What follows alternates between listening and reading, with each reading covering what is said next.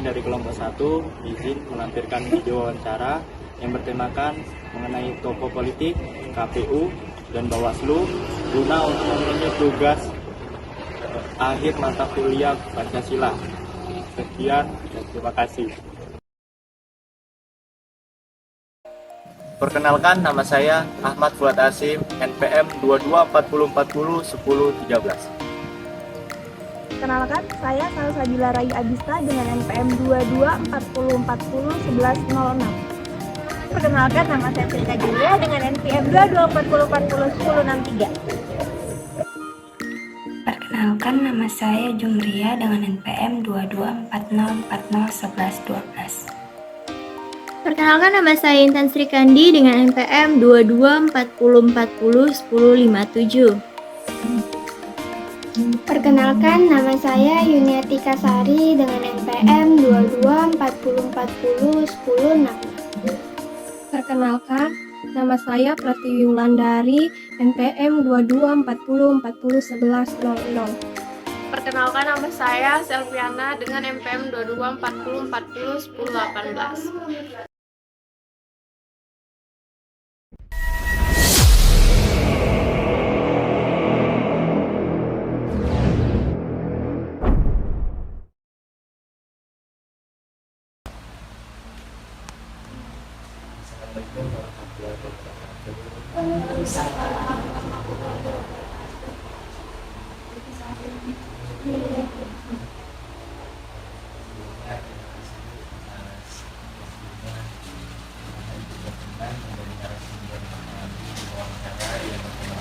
Demokrasi di negara Indonesia.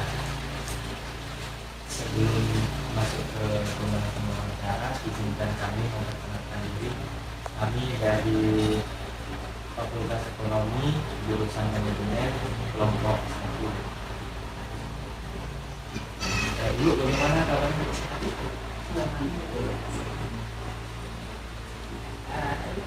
Aku jadinya tanya aktivitas rumah tangga dulu.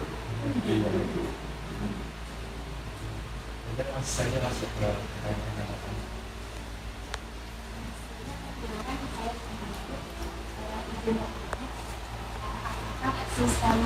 Apa coba kamu akan satu-satu namanya.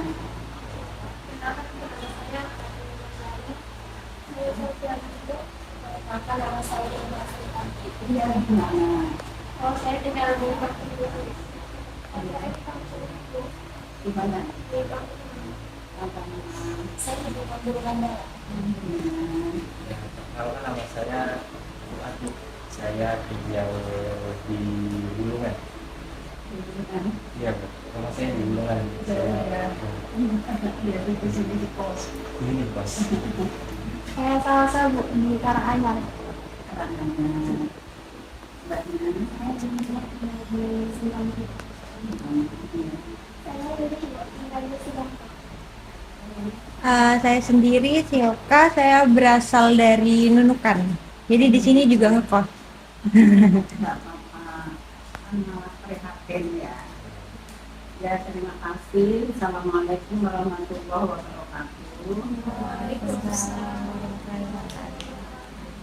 Bismillah, terima kasih atas kehadirannya dan silaturahminya pada pagi hari ini. Mudah-mudahan anak-anak sekalian menjadi generasi yang manfaat untuk orang tua, negara dan masyarakat. Ini di sekarang semester berapa? Semester 2. Untuk itu saya juga mengapresiasi kalian dalam kegiatan ini, sehingga kalau mau ada yang ditanyakan diskusi bersama, silakan. Kebetulan saat ini saya masih di DPRD Provinsi Kalimantan Utara, Komisi 3, Komisi Pembangunan, dan saya selaku ketua fraksi Golkar. Ada ini DPRD-nya. Untuk diperkarakan, saya saya sebagai ketua kantor ini perkenalan bukan politik, tetapi saya memperkenalkan identitas saya saat ini. Kalau di masyarakat seluruh organisasi kemasyarakatan, saya selaku ketua Muslimat Nahdlatul Ulama Kota Tarakan. Kalau yang biasanya yang masih pada kuliah ada namanya IPNU, IPPNU. Nah, itu kan kita kan putra putri dari kebanyakan. Yang kali saja kita satu adat yang itu kiprah saya seperti itu. Untuk yayasan pendidikan yang kita dirikan ini saya selaku pendidikan. Ada SD Citra Bangsa, ada TK Citra Bangsa, SMP Citra Bangsa, dan ada SMA Citra Bangsa. Putih, putih, putih.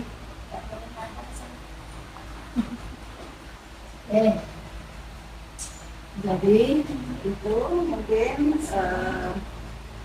anak saya ada 3, satu itu berdomisili di Kebumen karena dapat pulang Kebumen. Yang pertama sudah punya anak 4, cucu saya di Jawa udah ada 4. Yang kedua yang di sini saya Sulahan, Pak Sulahan, dia anggota DPRD Kota Tarakan dari PKB. Itu demokrasi itu namanya satu rumah bisa bermacam-macam partai. Yang terakhir Fatma Azhara sekarang tugas di RSUD Kurungan. Ya. Kalau di IPD ketemu saja Dokter Fatma. Yang terakhir saya. Karena kalau mulai diskusi aja nyantai, nggak usah tegang, ambil nafas, biasa. Kita sambil bersilaturahmi, anggap aja berikutnya. Kalau nanti ada hal-hal yang tak sepaham, ya kita diskusikan. Silakan. Sebelumnya belum bertanya, apakah sistem demokrasi yang ada di Indonesia saat ini telah sejalan dengan nilai-nilai Pancasila? Pasti. Karena Pancasila ini sebagai dasar negara kita. Sehingga seluruh komponen yang berjalan di Indonesia, salah satunya apalagi demokrasi, pasti sejalan dengan nilai-nilai Pancasila. Kalau tidak, itu artinya bertentangan dengan dasar-dasar negara. Dan itu tidak dibenarkan. Karena sistem demokrasi di Indonesia ini kan ada beberapa fase-fase ya. Macam-macam. Kalau demokrasi dalam politik seumpama itu kan ada fase masa Orde Orla, masa Pak Soekarno, ada Orde Baru, sekarang masa reformasi. Nah, tentunya semua itu dikemas dan diatur dalam sebuah aturan undang-undang yang tidak akan pernah bertentangan dengan Pancasila dan Undang-Undang Dasar 45. Sehingga semuanya pasti sesuai dengan kebenaran, karena kita kalau semua ini akan menjadi seorang pelaku di dalam dunia demokrasi, pelaksanaan demokrasi ini biasanya kan politik ya, aktivis termasuk ya kalian sebagai mahasiswa apa menurut sebuah demokrasi yang yang sesuai dengan Undang-Undang Dasar Negara Kesatuan Republik Indonesia. karena tetap berketuhanan, tetap berkemanusiaan. Selama ini kan meskipun kalau ada yang menyimpang itu ya omongin saja. Tapi aturan yang videonya itu pasti ya dengan persatuan Indonesia, tidak demokrasi. Ya, contohnya saja, saya di dalam sebuah rumah ada 2 partai. Ini kan karena apa? Karena saya kan tidak punya hak demokrasi sendiri. Dia sendiri, dia menentukan arahnya sendiri. Dia ngajak mainan nakal gitu. Jadi mungkin seperti itu. Jadi sesuai dengan musyawaratan, karena kita mau kayak di parlemen sendiri, kita ini kan kolegial kayak gitu. Jadi segala sesuatu pasti bermusyawarah. Beraturan. Warnanya sih aturannya seperti itu. Pelaksanaannya juga diharapkan seperti itu. Kalau ada hal-hal yang dikritisi oleh para pengamat, oleh mahasiswa, oleh apa, ya itu kan sisi-sisi oknum-oknum mungkin yang belum melaksanakan atau ingin, bisa umpama ada politik identitas ya. Nah itu kan oknum aja, bukan seluruh partai melaksanakan itu kan tidak.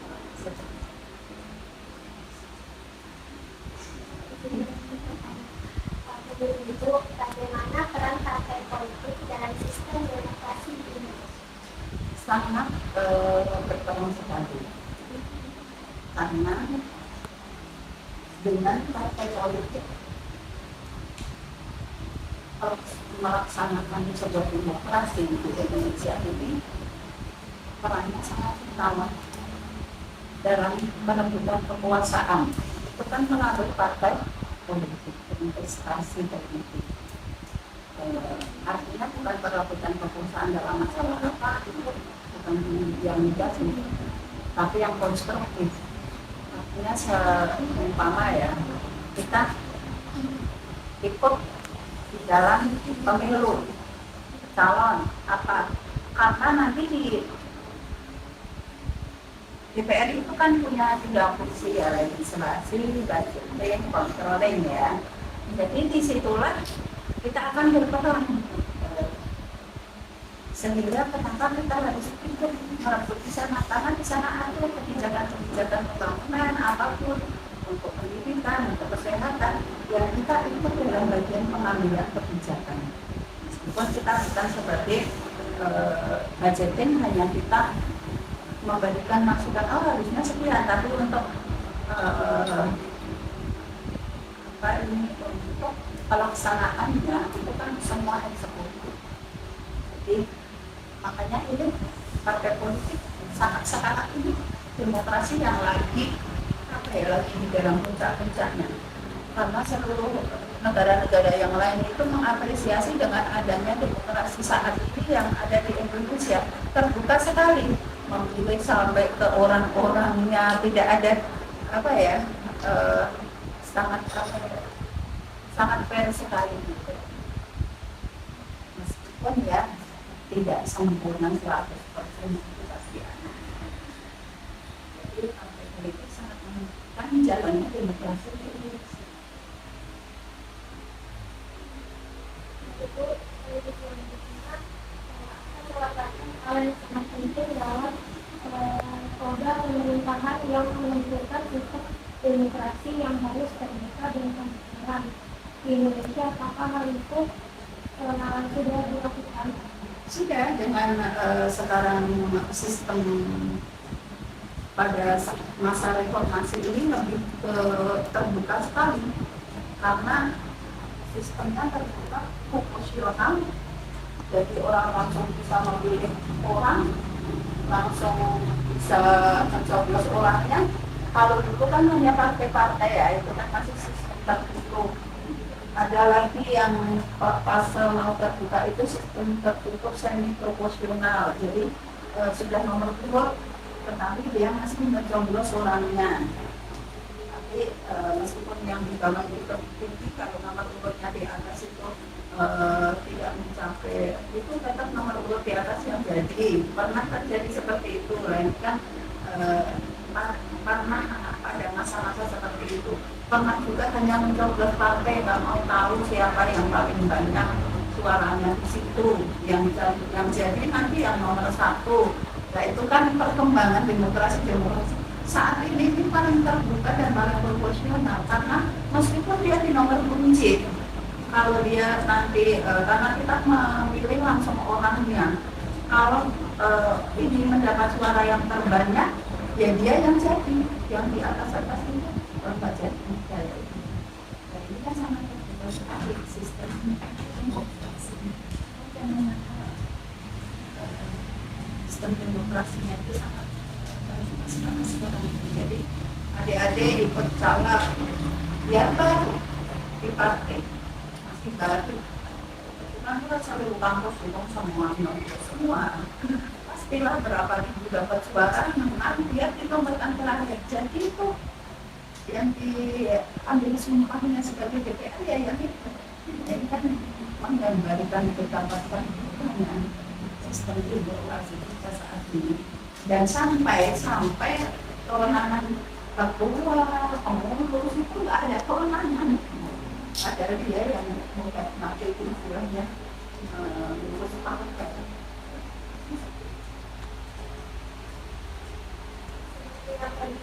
Kan semuanya kan diharapkan lancar sesuai tujuan demokrasi itu sendiri kan. Cuman kan tidak bisa dipungkiri ada oknum yang menyimpang.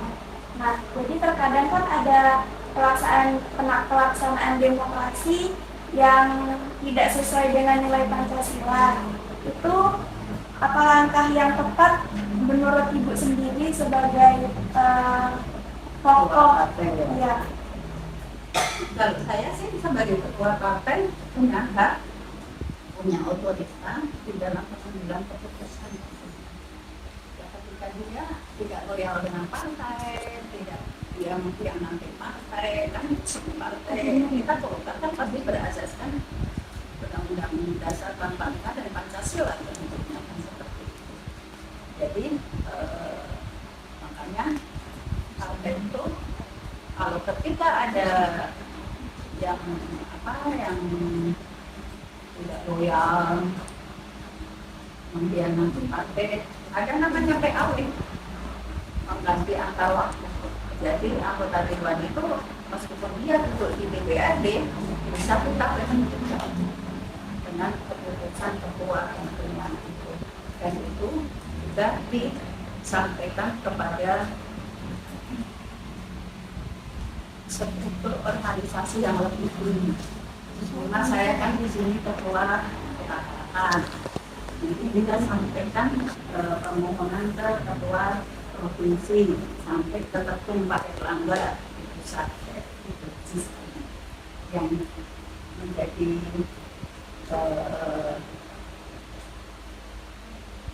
pengambil keputusan terakhir, yaitu ketua, artinya betapa besarnya pengaruh ketua dan ketua partai dalam mengakses kepada seluruh, mengedukasi kepada seluruh kadernya.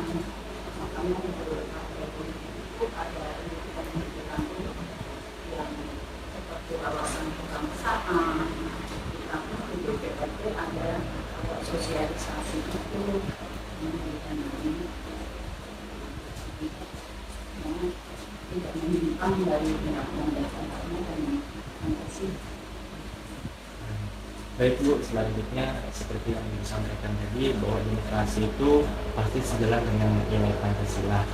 Dan di sini pertanyaan saya, menurut Ibu apakah demokrasi saat ini di negara kita itu sudah baik?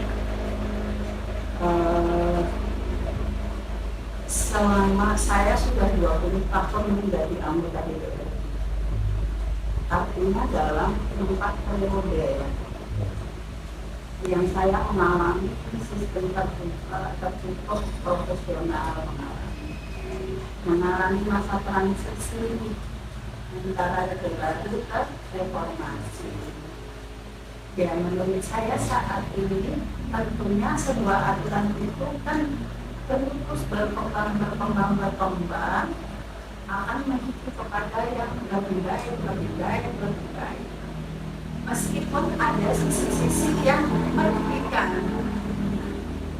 Ya, sekarang ini yang dirugikan adalah pengurus-pengurus partai. Yang kadang pengurus partai itu yang setengah mati mengurusi partai, kalau di dalam pemilu nanti tahun undang-undang yang baru masuk, suaranya ya tetap tidak punya hak untuk mengeksekusi diri, tetap harus yang baru masuk. Tapi meskipun dia orang baru, meskipun dia dari partai lain, ya yang belum loyalitasnya ke partai belum tergambar, ya itu menjadi sisi-sisi yang kurang sinergi dengan sebuah aturan di masa reformasi ini. Tetapi yang namanya aturan seperti itu ya mau apa? Ya, sisi-sisi yang kayaknya kurang adil gitu ya, itu ya seperti itu. Tapi kita namanya aturan dalam usaha menaungi semuanya 100% bisa puas gitu. Pasti juga ada sisi positifnya sekarang itu. Siapapun yang menang yaitu yang jadi ini. Tapi ada sisi itu kasihan pada pengurus-pengurus partai yang mengurusin harus karena mungkin finansialnya atau ya nasibnya gitu. Sehingga kalau kita sampaikan sesuai dengan Pancasila, sesuai pasti semua aturan itu sudah berdasarkan undang-undang Pancasila dan melaksanakan. Ada sisi-sisi yang masih kurang sinergi menurut perspektif pelaku partai Pancasila dalam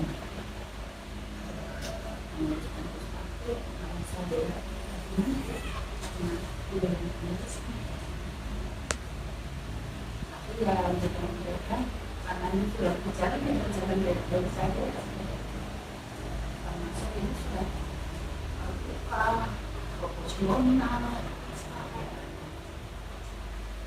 paling ini ada kekurangannya ya tadi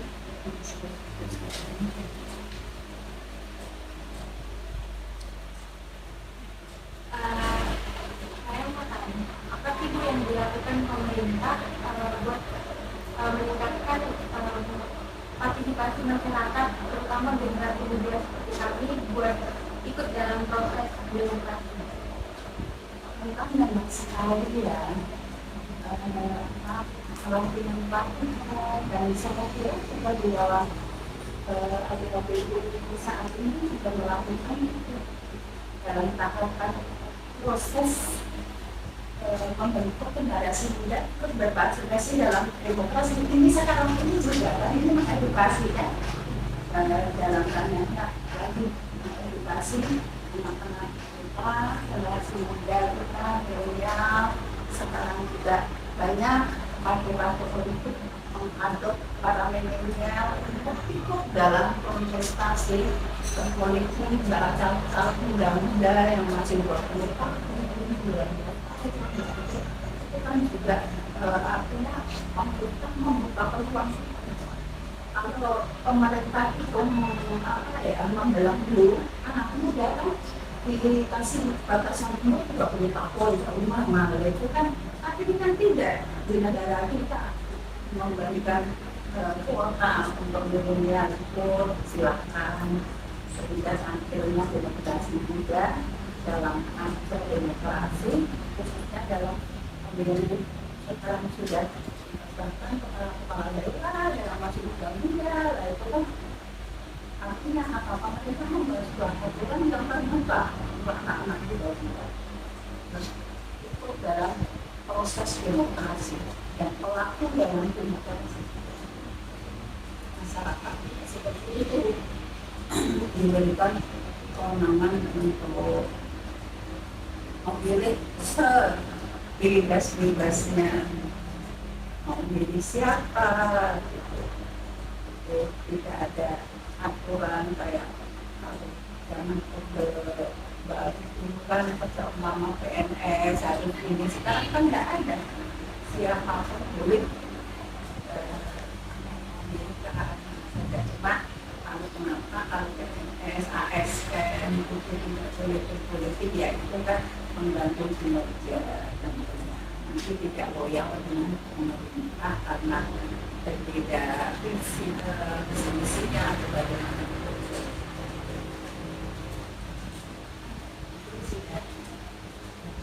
Sebuah bukti konkret bahwa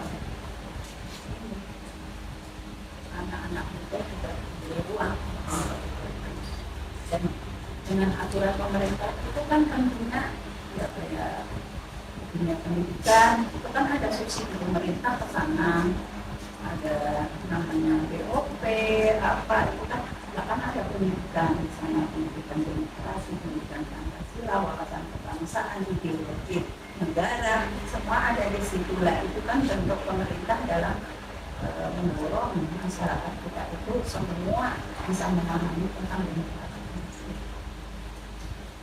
Makanya sekarang ini pemerintah lagi betul-betulnya memerangi radikalisme, terorisme, kayak gitu, untuk mengantisipasi jalannya roda pemerintahan yang ingin jangan sampai ada masyarakat yang merusak.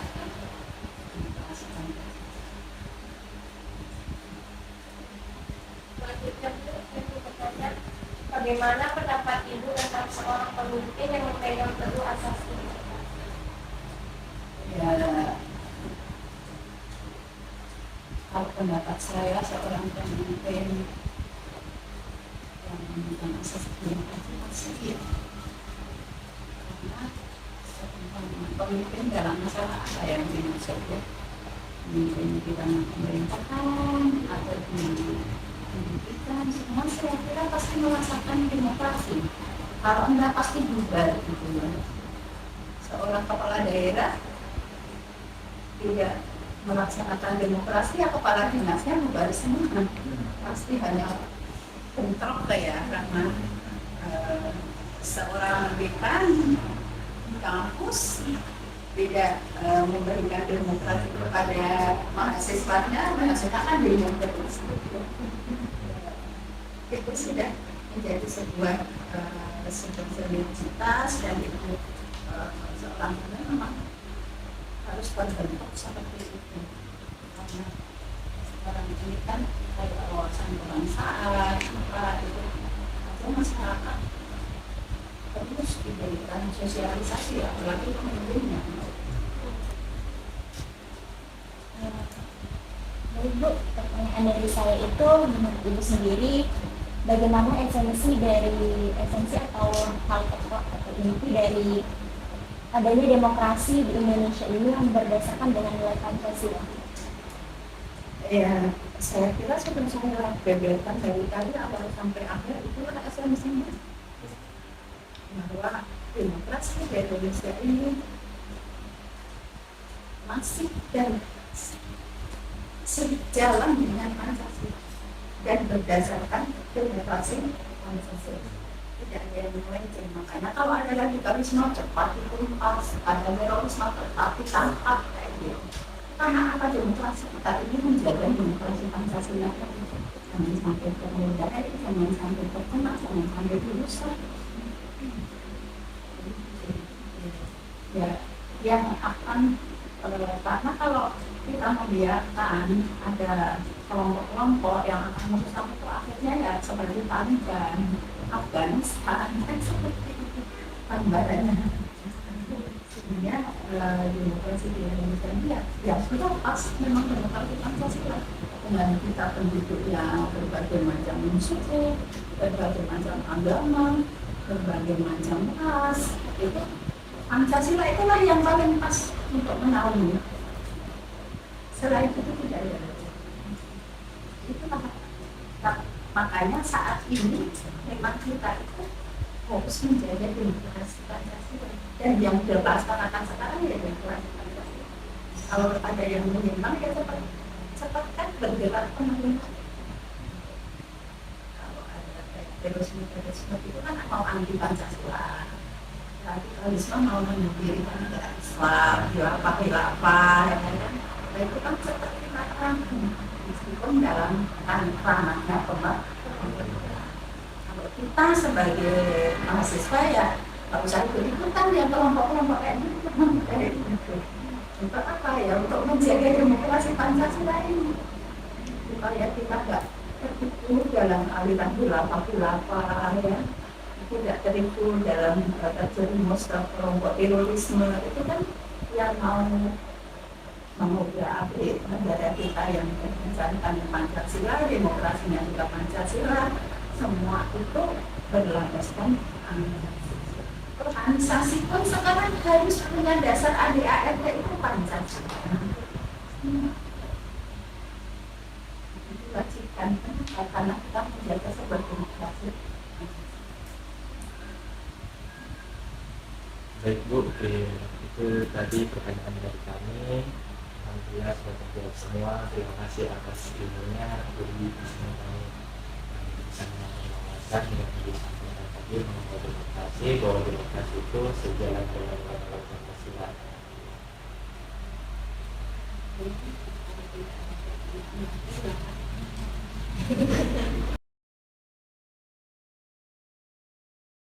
Kami dari Fakultas Ekonomi jurusan Manajemen Universitas Udayana Harapan.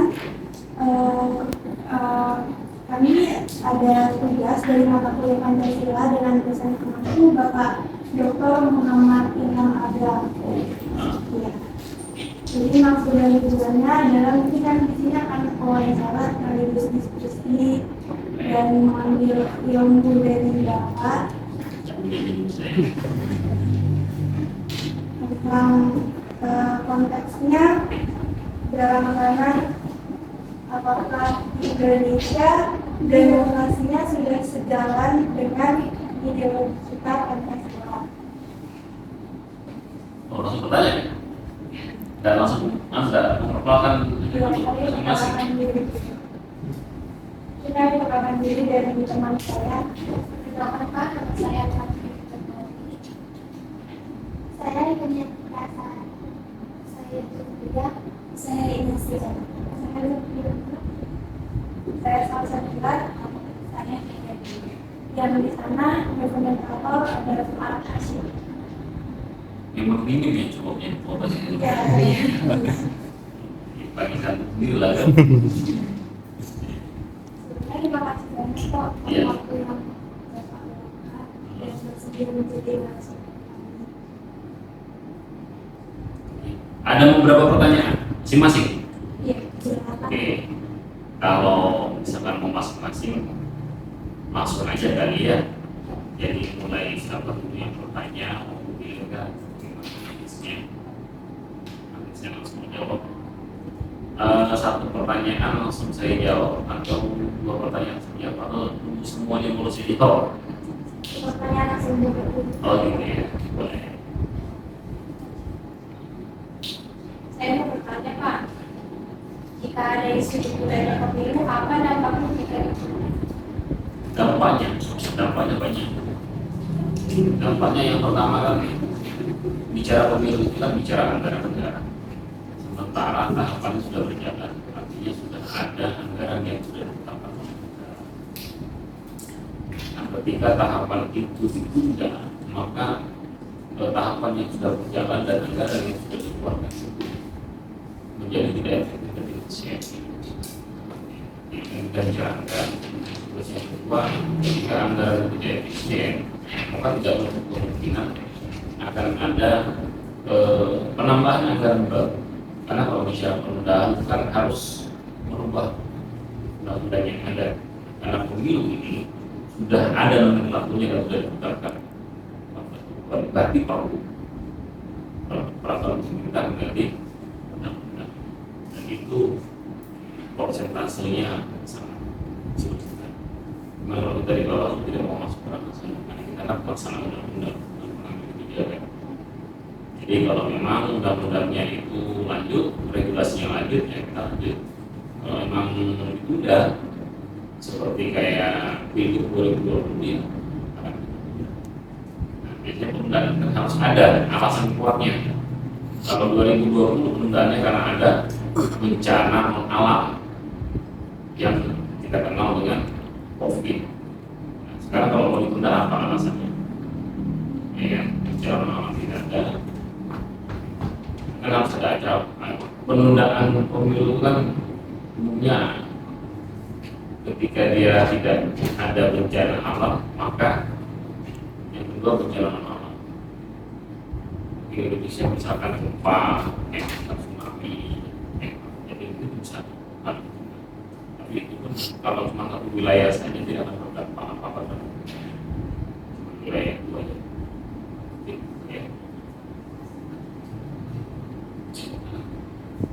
Pak, bagaimana peran Bawaslu dalam mengawasi Bawaslu ini ibarat pertandingan sepak bola di dunia, wasitnya. Nah, jadi pesertanya itu ya partai politik. KPU itu ikunya, jadi kepanitiaan yang mengakomodir jalannya pertandingan. Jadi yang buat tribunnya, membuat partnernya, buat skema pertandingannya. Nah, agar kemudian pertandingan itu berjalan dengan baik dan justru makanya kemudian harus ada wasit. Kalau pertandingan tanpa wasit sama itu berkelahi terus kan gitu. Sedangkan ada wasitnya aja kadang-kadang masih main sliding ya gitu kan. Nah, ketika terjadi sliding kan harus ada tindak lanjut dari sliding itu, misalkan dalam sepak bola atau misalkan ada pelanggaran, kan harus ada tindak lanjut dari pelanggaran itu. Nah, penegaknya itu siapa? Ya wasitnya. Kalau dalam pemilu ketika terjadi pelanggaran, maka yang melakukan penindakan adalah pelanggaran itu adalah Bawaslu. Karena fungsinya Bawaslu di sini sebagai pengawas, nanti pengawas itu bukan hanya peserta pemilu, tetapi penyelenggaranya dalam hal ini KPU juga menjadi objek pengawasan.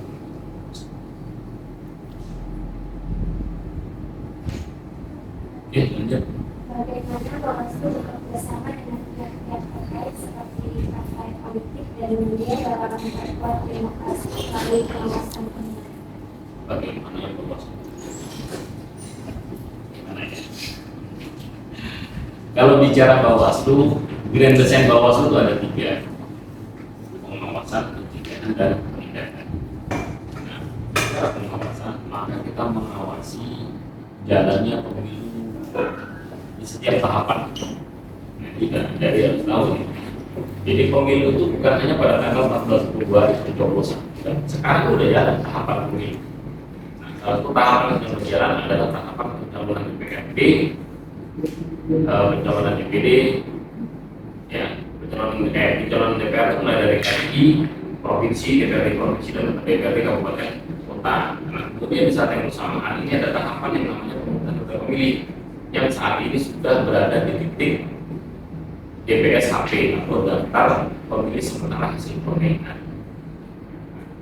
Nah, kenapa kemudian ada tahapan yang sudah berintisannya? Karena memang untuk mengefektifkan waktu itu tadi. Jadi pemilu sudah running. Terkait dengan itu ya Bawaslu melakukan pengawasan secara melekat. Maksudnya pengawasan secara melekat, ada wilayah di mana dia fokus pengawasannya adalah penyelenggara, ada wilayah di mana fokus pengawasannya bukan hanya penyelenggara, namun juga peserta. Nah, peserta pemilu hari ini sudah ditetapkan yaitu partai politik yang sejumlah 18 partai politik. Nah, 18 partai politik itulah kemudian mulai dari tanggal 1 sampai tanggal 14 Mei kemarin itu mengajukan bakal calon, apa yang kita kenal dengan calon legislatif yang nantinya akan duduk di Dewan Perwakilan Rakyat Daerah Kota Tarakan. Nah, ini sudah berakhir kemarin tanggal 14. Nah, mereka berbondong-bondong mendaftarkannya. Itu sudah jalan. Nah, setelah itu nanti kan ada tahapan-tahapan kelanjutan, ada PRP, nanti ada penetapan DCS, DCD, dan sebagainya. Barulah kemudian ketika sudah ditetapkan siapa calonnya, Pak Parpol sudah ditetapkan, calonnya lagi nanti ditetapkan, baru nanti ada tahapan yang kita kenal dengan kampanye. Yang kedua, apabila kemudian Bawaslu ingin melihat adanya dugaan pelanggaran, kan dugaan. Kalau dikatakan pelanggaran itu kan berarti dia sudah dipastikan. Nah, itu kan, namun dalam nomenklatur itu kan bahasa dugaan pelanggaran. Itu Bawaslu melakukan upaya-upaya namanya pencegahan. Kalau tadi pencegahan ini ada banyak macamnya. Di antaranya kita melakukan koordinasi dengan semua stakeholder, bukan hanya KPU, partai politik, tetapi semua dinas terkait seperti pemerintah kota, kemudian perguruan tinggi, Bawaslu MOU dengan UGT. Makanya kalian bisa wawancara di sini, ya. Nah, tujuannya apa? Agar kemudian ada pembelajaran, pembelajaran atau edukasi kepada stakeholder maupun adanya pengawasan, keterlibatan pengawasan yang kita lakukan dengan pengawasan partisipatif. Nah, jadi adik-adik semua ketika datang ke sini, maka secara tidak langsung adik-adik sudah kan saja melaksanakan tugas dari Pak Ilham Agam, tetapi juga adik-adik sudah menjadi pengawas partisipatif secara tidak langsung. Kenapa? Karena adik-adik akan belajar banyak hal di Bawaslu terkait dengan pemiluan maupun pengawasan. Nah, itu bagian dari pencegahan. Kemudian pencegahan yang lainnya itu kita bersurat dalam bentuk himbauan. Himbauan yang tertujukan yang pertama instansi atau sektor terkait. Contoh misalkan pihak-pihak yang dilarang untuk politik praktis tapi masih punya feeling seperti kayak aparatur sipil negara atau PNS. Ya kan, kita bersurat. Nah, kemudian kita bersurat juga kepada pihak-pihak atau profesi yang tidak memiliki hak pilih maupun yang tidak boleh dipilih. Siapa itu? TNI Polri. Ya, jangan sampai kemudian ada TNI Polri ikut berpolitik praktis, baik dia mencalonkan diri sebagai calon legislatif atau dia memiliki hak pilih. Ada namanya dalam pengurusan kita pemilih. Nah, itu yang menjadi objek pengawasan kita. Selain itu, kita juga menghimbau kepada peserta, dalam hal ini partai politik, untuk segera mendaftarkan, untuk kemudian berkomunikasi apabila ada hambatan ataupun kendala terkait dengan pencalonan DPRD. Nah, namun satu sisi kita juga bersurat menghimbau kepada KPU untuk menjalankan perannya dengan baik sebagaimana regulasi yang ada yang diatur dalam peraturan perundang-undangan. Karena dia pemilu, maka acuannya adalah Undang-Undang 7 tentang pemilu, tanpa meninggalkan peraturan Komisi Pemilihan Umum atau PPPU yang berkaitan dengan tahapan. Nah, apabila pertanyaan sebagaimana kalau ada pelanggaran, nah, ketika ada pelanggaran, maka kita akan melakukan penindakan. Nah, yang peran yang ketiga adalah penindakan. Penindakan di Bawaslu itu adalah sebagai upaya terakhir atau kalau bahasa hukumnya itu ultimum remedium. Upaya terakhir. Jadi sebelum penindakan, kita akan melakukan yang namanya itu klarifikasi.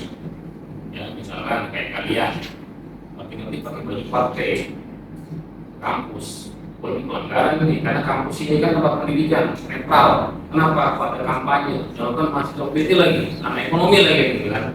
Nah, akan kita panggil, namanya mekanisme klarifikasi. Klarifikasi itu untuk mencari tahu keabsahan dari kebenaran. Ini jangan-jangan bajunya cuma satu, atau jangan-jangan pas dia mati bajunya belakang kan, yang tersisa baju daripada keluar panjang nggak pakai baju, paling cewek kan gitu kan. Nah, kan bikin masalah baru itu. Nah, ya hal itulah yang kemudian dari hasil klarifikasi itulah yang kita bisa akan melakukan kajian. Kajian itu akan menentukan apa jenis pelanggarannya, apakah dia pidana, apakah dia administrasi, atau pelanggaran peraturan perundangan lainnya. Nah, jadi panjang kalau bicara tentang apa yang dilakukan pengawasan. Jadi konsep dan desainnya pengawasan, pencegahan, dan penindakan. Jadi pertanyaan selanjutnya, apa upaya Bawaslu dalam memberikan edukasi kepada masyarakat mengenai pentingnya demokrasi dan partisipasi politik? Yang pertama, kami menerima kalian masuk di Bawaslu. Itu upaya Bawaslu juga. Ya, dengan menerima kalian bertanya dan kami menjawab.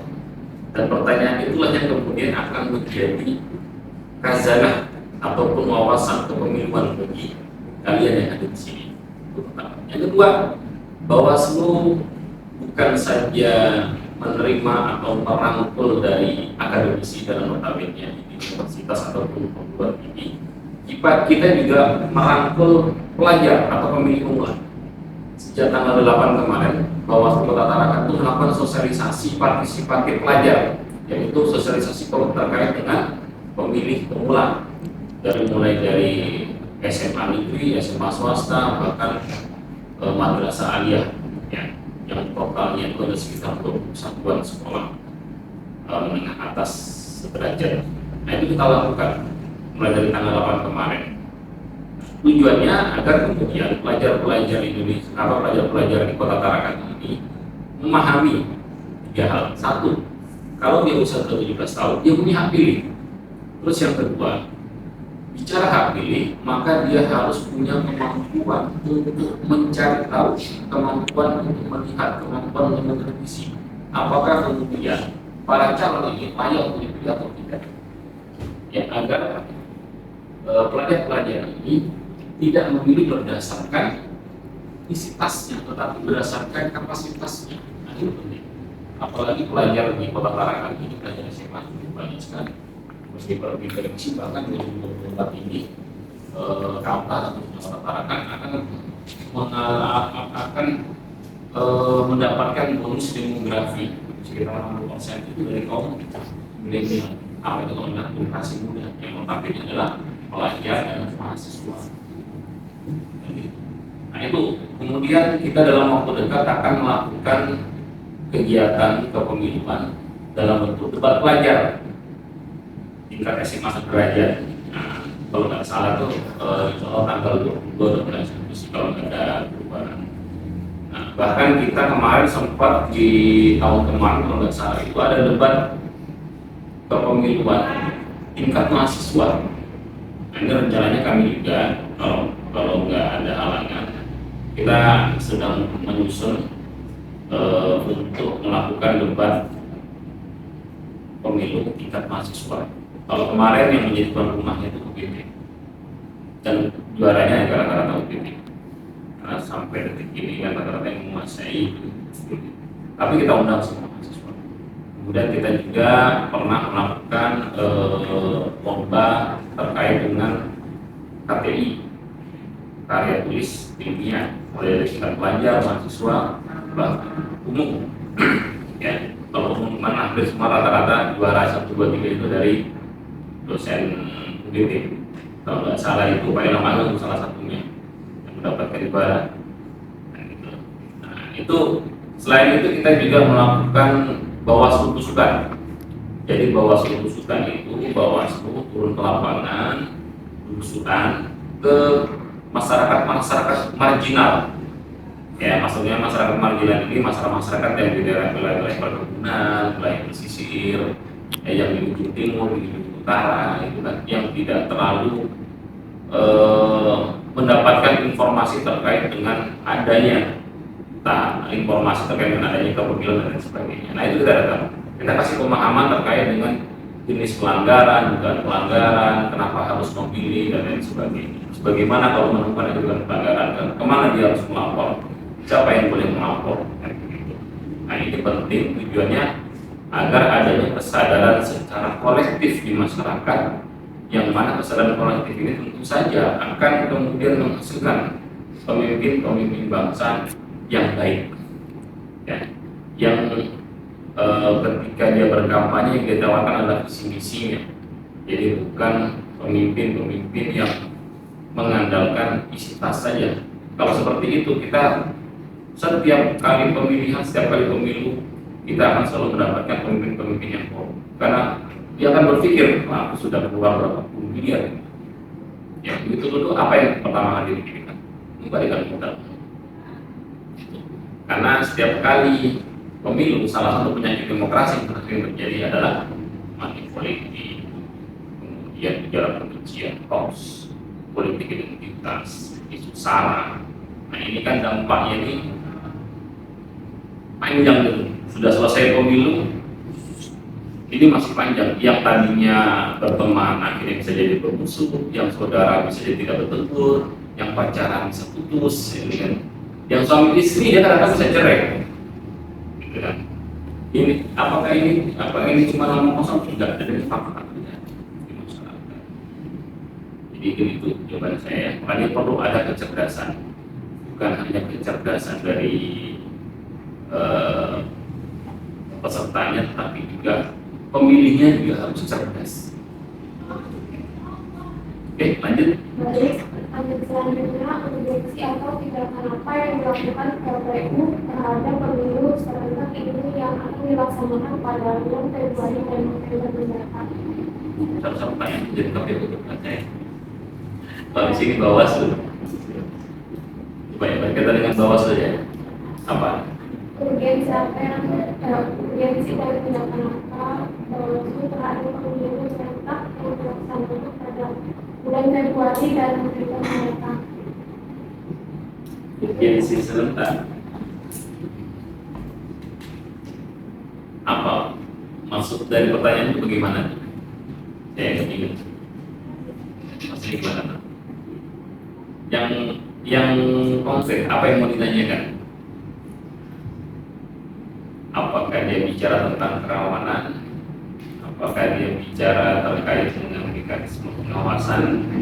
Ya, kalau bicara urgensi terkait dengan pilkada pemilihan serentak di 2024 banyak, ya kan? Karena kita melakukan penyiaran di Bawaslu. Yang pertama, pemetaan kerawanan di 2024 itu 14 Februari pemilu. Sementara November itu sudah pilkada. Yang dipilih itu bukan hanya wali kota, tapi juga gubernur. Kan kita harus melakukan pemetaan kerawanan. Itu saja di tahun yang sama sudah rawan. Kemudian yang kedua, tidak ada jaminan dari pemerintah Republik Indonesia bahwasanya sekarang kita udah endemi. Meskipun saat ini kita merasakan pandemi sudah nggak ada. Tapi siapa yang benar-benar menjamin? Tidak ada badan endemiologi dunia yang kemudian mengeluarkan statement sudah tidak ada yang namanya corona. Siapa yang akan menjamin 2024 akan terjadi corona? Jangan Januari meledak lagi corona kan gitu. Nah, artinya kalau itu sampai terjadi, potensi itu tadi enggak potensi, atau mungkin bisa jadi juga dipaksakan sama kayak Pilgub 2020 dengan berbagai macam teknis. Sementara regulasi yang ada itu belum memadai untuk melaksanakan pemilu yang dalam kondisi khusus regulasi yang ada. Jadi regulasi yang ada undang-undangnya itu hanya undang-undang untuk kondisi normal, bukan kondisi khusus. Itu kerawanan juga kalau mau bicara urgensi. Nah, terus belum lagi banyak isu-isu lain, ya, isu pemilihan di tahun yang sama, kemudian ada juga pasien endemi, ya kan, belum lagi nanti isu-isu politik identitas dan lain sebagainya. Ya. Apalagi ini kan pilpres, pemilu ini salah satunya pilpres atau pemilihan presiden dan wakil presiden. Ini daerah sudah mulai memanas ini, ya, dan mungkin dampaknya sudah terasa dari mahasiswa. Kalau misalkan adik-adik semua melihat dan mengikuti pertemuan secara nasional. Jadi gitu, makanya saya nggak bingung menjawabnya dari sisi mananya, ya kan? Nah, terkait dengan adanya kerawanan untuk pemilihan serentak, makanya kita di Bawaslu melakukan berbagai macam upaya. Yang pertama pengawasan melekat terhadap setiap tahapan. Yang kedua itu tadi kita memaksimalkan yang namanya sosialisasi pengawasan partisipatif. Nah, sosialisasi partisipatif itu banyak. Selain kita sosialisasi di sekolah-sekolah, kemudian berusukan, kita juga MOU dengan semua instansi. Hampir semua perguruan tinggi di Kota Tarakan sudah MOU dengan Bawaslu Tarakan, UIT, PPKIA, Poltek, ya, kemudian mana lagi? Kamus-kamus yang adalah. Nah, kemudian UT juga sudah. Nanti debat pelajaran itu malah kita eksekusinya di UT. Dari tempat Kepal, kemudian Pemkot, Pemprov, Dinas Pendidikan, itu ada juga Kementerian Agama, ya, untuk organisasi masyarakat, OKP, Ormawa, TNI, PNI, kemudian yang ada MM-nya, itu kita sudah eksekusi. Nah, kenapa kemudian itu kita MOU? Agar kemudian organisasi-organisasi atau lembaga-lembaga ini memiliki kesadaran bahwasanya pemilihan serentak ini bukan sesuatu yang biasa-biasa saja. memiliki kesadaran bahwasanya pemilihan serentak ini punya potensi besar yang bisa memecah belah bangsa. Maka dari itu, ya, jangan sampai gampang diadu domba, jangan sampai gampang salah gunakan atau dimanfaatkan demi kepentingan politik sesaat, khususnya Ormawa dan UKP.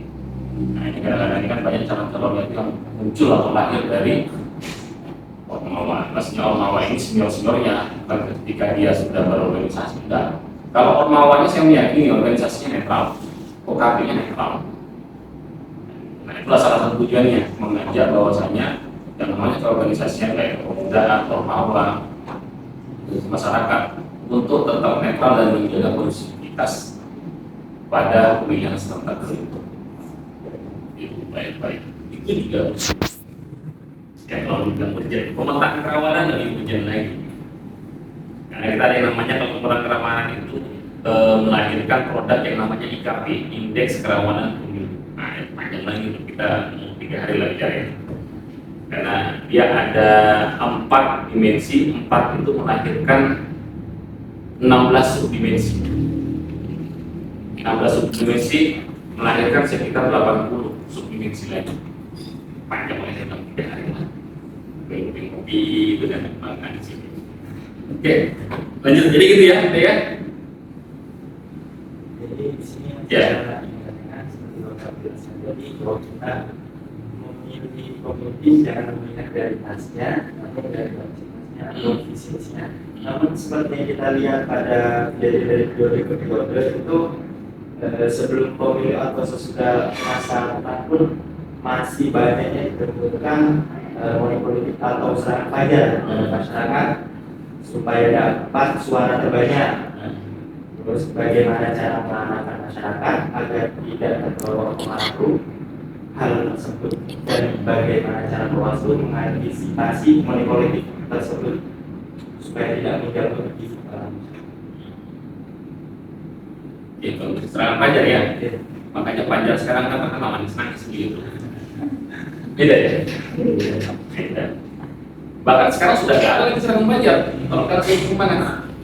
Adanya serangan malam, serangan maghrib gitu kan, habis asar gitu, karena siang gitu, ya kan?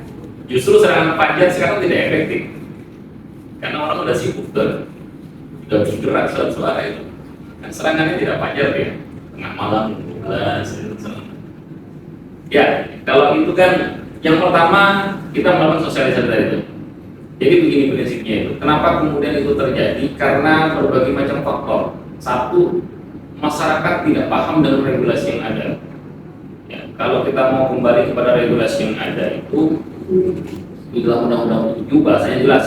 Nomenklaturnya itu setiap orang yang dengan sengaja memberikan materi atau non materi, pasti non materi ini ya dia menjanjikan, ya kan, kepada warga negara Indonesia dalam rangka menggunakan hak pilihnya untuk calon tertentu atau menghilangkan hak pilihnya atau tidak menggunakan hak pilihnya, itu dapat diancam dengan pidana penjara dan denda. Ya, pidana ini kalau nggak salah 3 tahun dan dendanya itu berapa? 72 berapa? Nah, ini sendiri kan, kalau bahasanya subjeknya itu setiap orang, maka kalau masyarakat itu ngerti regulasi itu, mereka tidak akan mau. Ya, karena bahasanya setiap orang yang dengan sengaja menjanjikan itu terus. Kalau kita melakukan sosialisasi itu kita intenskan ke masyarakat. Karena yang kedua ini kan menjadi masalahnya money politik itu bukan masyarakat yang ekonomi menengah ke atas, tapi masyarakat marginal kayak daerah pesisir, perkebunan. Nggak ada ceritanya money politik itu di rumah-rumah kayak nggak ada. Misalkan sebut aja, misalkan masuk rumah STB, dia tahu pintu, rumah udah punya mobil 3 gitu kan, pilih ya, gitu, ngasih amplop gitu, nggak mungkin. Dan rata-rata dia di menengah ke bawah. Terus yang kedua, masyarakat yang menjadi sasaran adalah pendidikan, masyarakat yang kurang berpendidikan.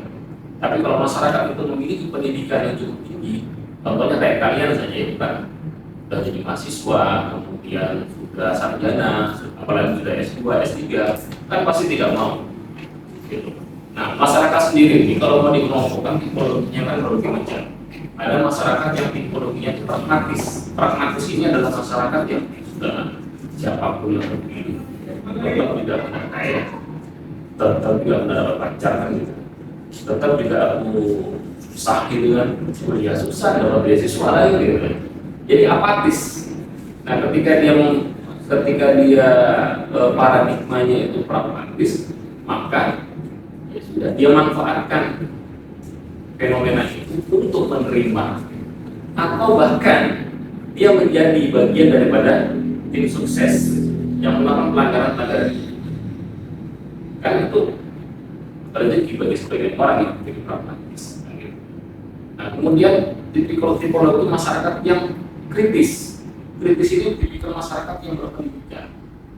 Ya, tipikal masyarakat yang melihat calon itu bukan berdasarkan isitasnya, tapi berdasarkan kapasitasnya, bukan hanya berdasarkan popularitasnya, ya, tetapi berdasarkan visi misinya. Setidaknya terminimalisir. Apalagi kayak kalian semua ini kan yang sudah ke Bawaslu sudah memahami bahayanya money politik yang pada hakikatnya nanti akan menghasilkan pemimpin-pemimpin yang korup. Kita nggak mau nanti kan seperti kejadian kalau ikut Indonesia nasional itu ada satu wilayah kabupaten kota itu dari 30 misalkan, dari 35 anggota dewannya itu cuma satu aja kan di proses KPK. Dan itu kan pernah kejadian gempar tuh. Dari 35 cuma satu aja nggak ada proses. Ini berarti kan kacau ya. Dia begitu dulu jadi anggota dewan yang dipikirkan adalah ngambil anggaran negara itu balik modal.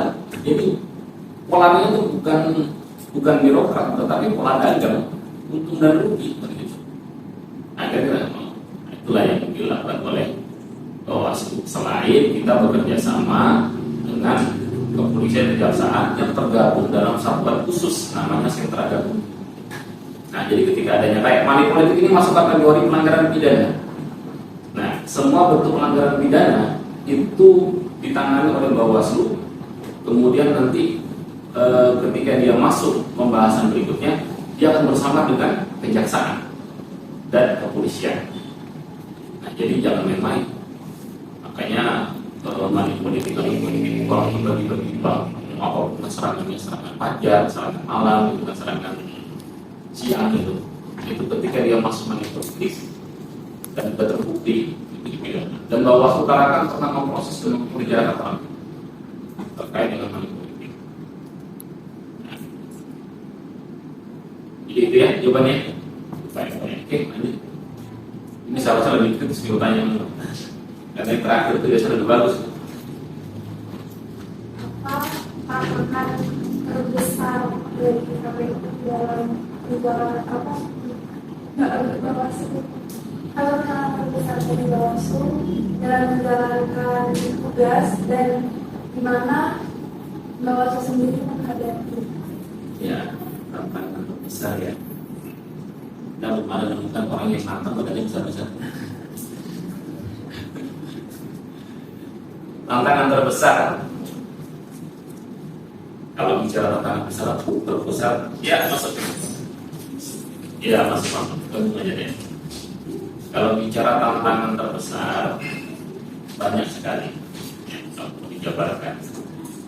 Tantangan terbesar itu yang pertama, masyarakat menganggap bahwasanya pelanggaran pemilu itu hal yang biasa-biasa saja.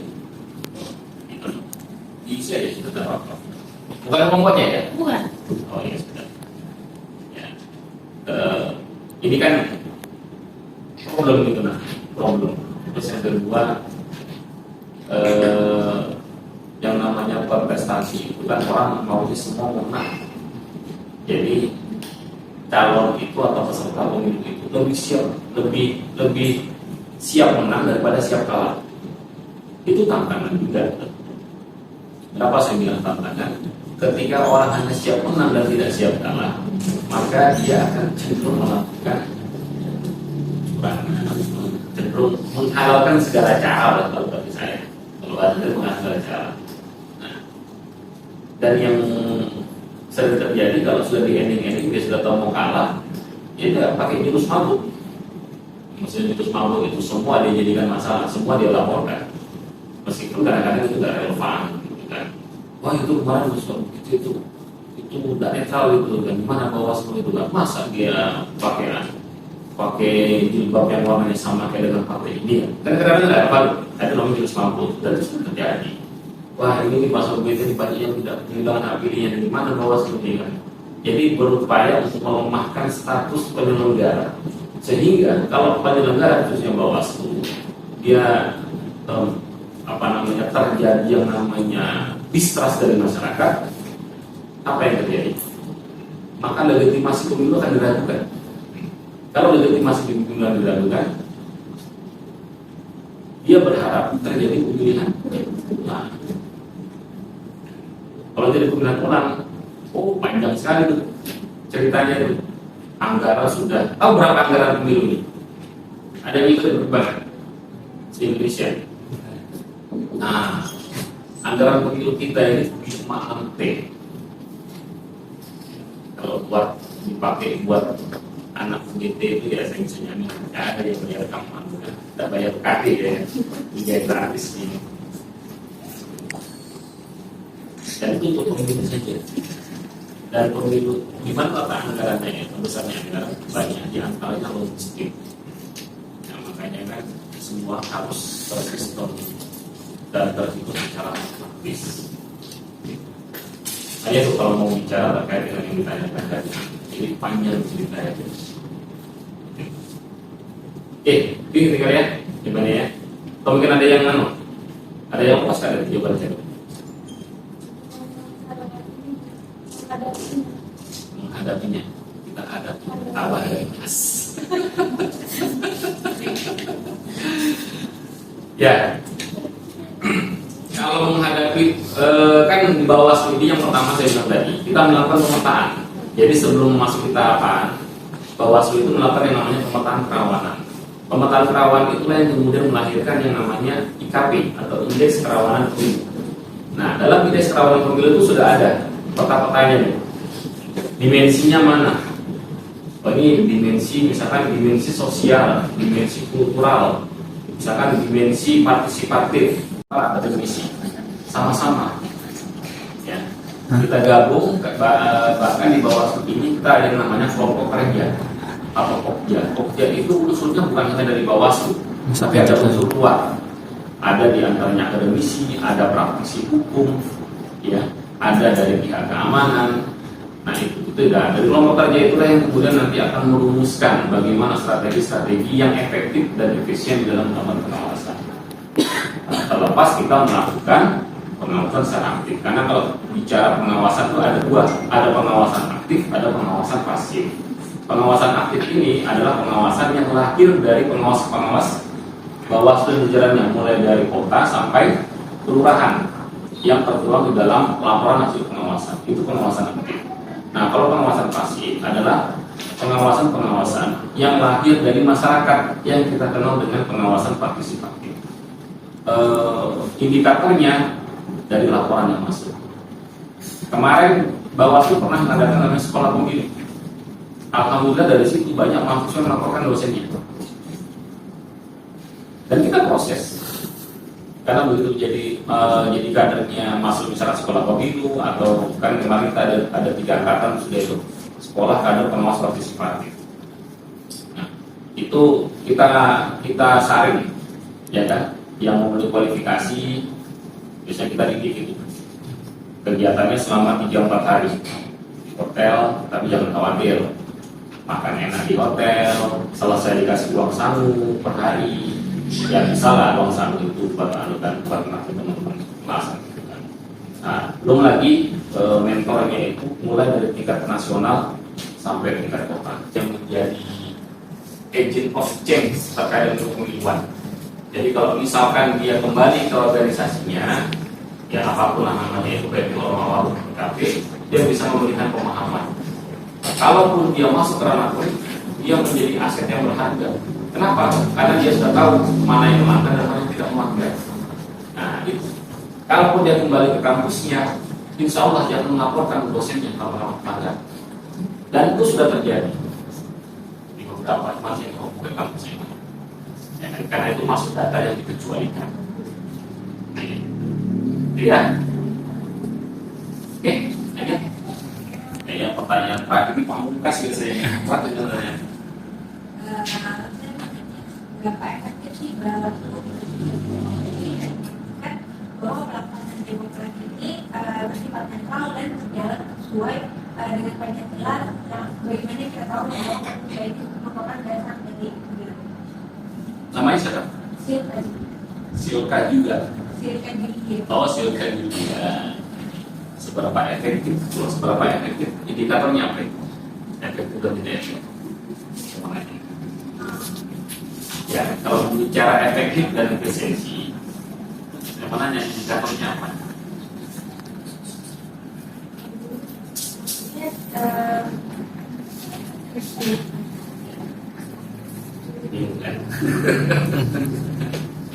KPU kalau kita mau tanya, KPU efektif nggak sebagai penyelenggara?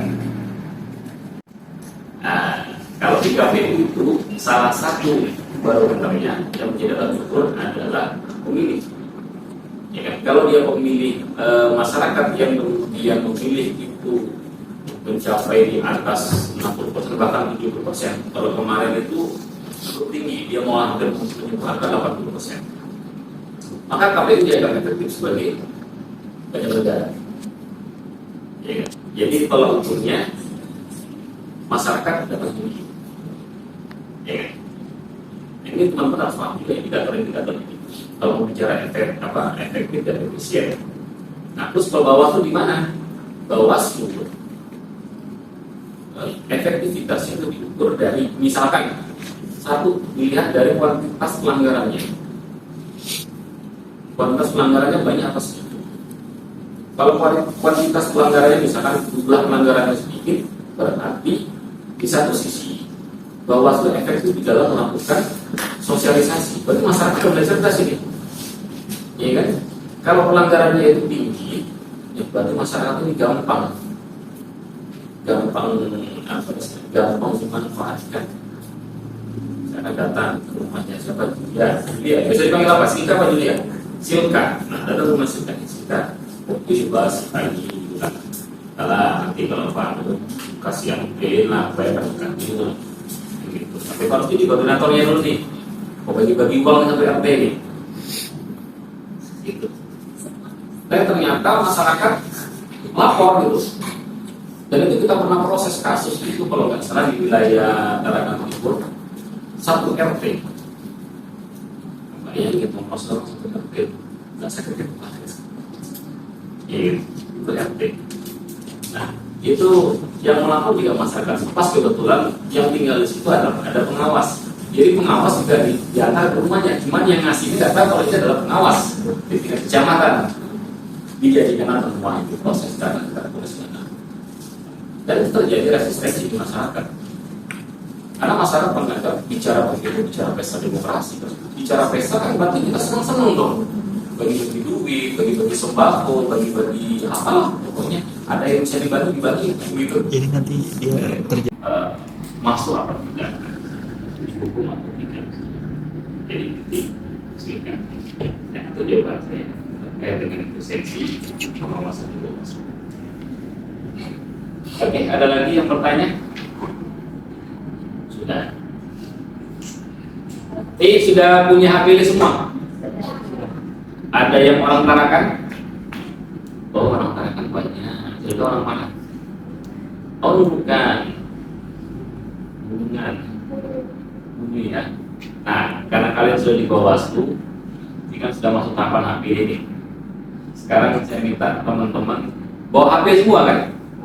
Nah, bawa KTP. Nah, silakan dicek di PPT online. Teman-teman sudah terdaftar apa enggak? Sudah punya HP apa enggak? Ya. Yang belum terdaftar tapi sudah usia 17 tahun. Silakan nanti kalau mau langsung melapor ke bawah tidak bisa. Dicek dptonline.kpu.go.id. Biasa aja dicek DPT online. Ya, karena hak konstitusi ketika sudah kalian sudah berusia 17 tahun ada yang namanya hak konstitusi. Hak konstitusi cuma ada dua. Apa? Satu, hak pilih, hak konstitusi ada. Terus yang kedua, hak untuk dipilih. Ada yang sudah 21 tahun sini? Oh, masih ada semua. Ya, kalau sudah 21 tahun silahkan nyalon. Mudah itu. Syarat minimal ijazah SMA, kemudian batasan usia itu 21 tahun. Silahkan calon. Nanti saya yang kawal. Saya masih bukan. Sudah. Dicek di dptonline.kpu.go.id. Yang lain juga di belakang. Terdaftar di mana?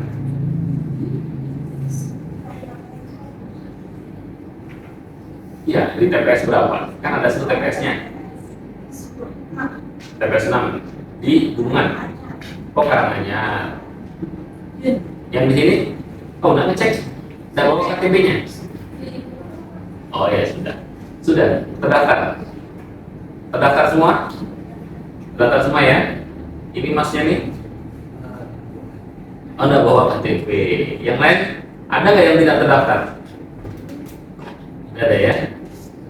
Nah, terus yang kedua, kalau punya IG, coba masuk di IG-nya Bawaslu Tarakan, silakan di follow. Jadi supaya teman-teman bisa mengikuti perkembangan, karena terkadang kita mengupload itu bentuk-bentuk pelanggaran, tahapan, gitu kan. Jadi biar pengetahuan kepemiluannya bertambah. Bawaslu Tarakan. Mana dia? Iya, itu dia betul sekali. Ya, silakan. Kalau ini saya nggak usah diikut gitu. Tapi kalau ada yang mau nggak boleh.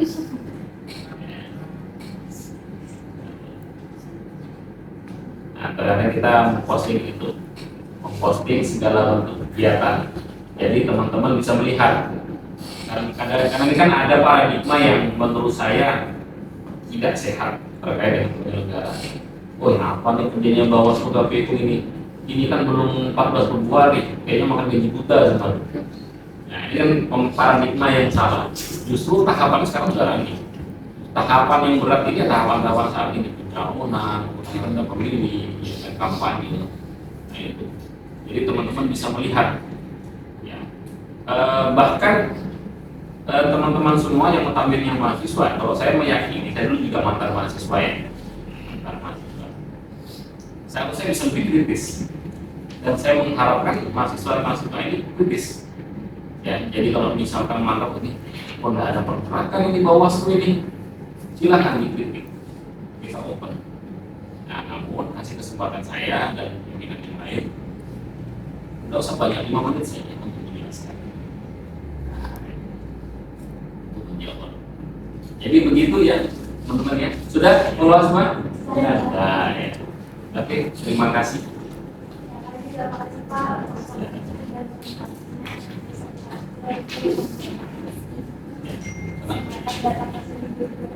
Saya punya ilmu sedikit saya ya. Ya. Waalaikumsalam warahmatullahi wabarakatuh. Mau foto bersama kan? Nah, foto di sini. Waalaikumsalam warahmatullahi wabarakatuh. Kami mengucapkan banyak terima kasih kepada Bapak yang sudah meluangkan waktu dan tempat untuk kami dalam tugas juga mohon ilmu dari Bapak bisa juga terkait tugasnya kami akan mewawancara tentang apa peran kami dalam ekonomi jalannya demokrasi di Indonesia. Untuk itu saya mulai dengan pertanyaan pertama yang akan diajukan oleh teman saya. Apa ini? Oh,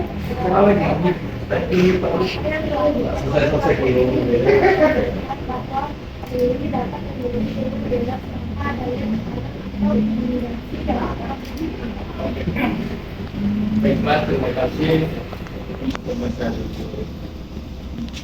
atas komunikasi ini ya. Kalau bicara ya kita sama. Saya kemarin juga saya sebagai komunitas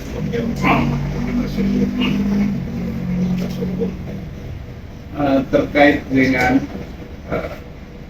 salah satu kewenangan KPU, khususnya KPU Kabupaten Kota dalam melaksanakan tahapan ini, dasarnya adalah di Undang-Undang 7 tahun 2017 tentang pemilu.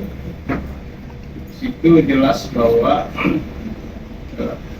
ada, kalau kita bicara terkait dengan Undang-Undang 7 terdapat di pasal 7 itu ada 13 tahapan yang harus kita lakukan. Yang pertama, tahapan terkait dengan kalau kepanitiaan itu kan pasti dibuat anggaran. Anggaran harus itu regulasi. Regulasi itu adalah aturan main yang harus kita laksanakan. Yang kedua, pemutahiran data. Nah, itu juga sudah kita laksanakan kemarin di bulan yang lalu. Hari ini berproses untuk perbaikan data. Yang baru-baru ini kita laksanakan kemarin itu adalah proses pendaftaran bakal calon yang kita sudah laksanakan, baru ditutup kemarin mulai tanggal 1 sampai tanggal 12. Yang jelas bahwa kalau bicara Undang-Undang 7 tahun 2017 tentang pemilu, ada 3 lembaga yang mempunyai peran di situ. Yang pertama KPU secara struktural, KPU mulai dari tingkat pusat, provinsi, dan kabupaten kota sampai turun kepada PPK, PPS dan KPPS. PPS itu yang bawah yang kemudian. Tugas kita salah satu adalah bagaimana memastikan bahwa masyarakat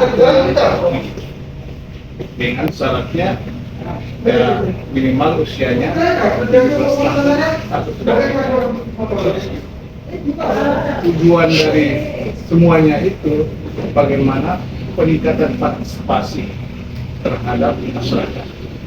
Karena salah satu tolak ukur demokrasi itu, khususnya di pemilu, itu adalah bagaimana partisipasi masyarakat. Nah, partisipasi itu artinya bahwa semua rakyat yang mempunyai memiliki syarat, yang mempunyai syarat itu bisa datang ke TPS untuk menyampaikan aspirasinya lewat pengisian suara. Kita kemarin, makanya hari ini kita sering melaksanakan sosialisasi. Ini adalah salah satu, saya juga berterima kasih kepada Dr. Ilham bahwa ini kan teman-teman kan rata-rata ini kan usia di atas 17 tahun. Di samping itu juga kita mensosialisasi kepada teman-teman bahwa pemilu itu akan dilaksanakan pada tanggal 12 Februari tahun 2024. Tugas kita adalah bagaimana partisipasi kaum milenial, khususnya teman-teman mahasiswa, anak-anak SMA. Nah, itulah menjadi fokus kita untuk bagaimana mereka bisa memberikan hak pilih. Nah, itu adalah salah satu tugas kita. Kalau dulu di pilkada kita sempat membuka atau kita beberapa ada 10 segmen. Nanti teman-teman mungkin kesediaannya ada yang ikut segmen pertama, bagaimana kita melibatkan teman-teman kaum muda, teman-teman kelompok marginal, teman-teman disabilitas, dan teman-teman bergantung mahasiswa begitu. Kita libatkan semua. Apa tujuan kita? Untuk menyampaikan informasi-informasi yang berkaitan dengan kepada semua masyarakat yang tujuannya apa? Untuk meningkatkan partisipasi. Nah, itulah tujuan kita untuk bagaimana semua masyarakat tahu bahwa pemilu akan dilaksanakan pada tanggal 14 Februari 2014 dan mereka juga bisa menyampaikan aspirasinya lewat pilgub. Nah, itu adalah tujuan kita.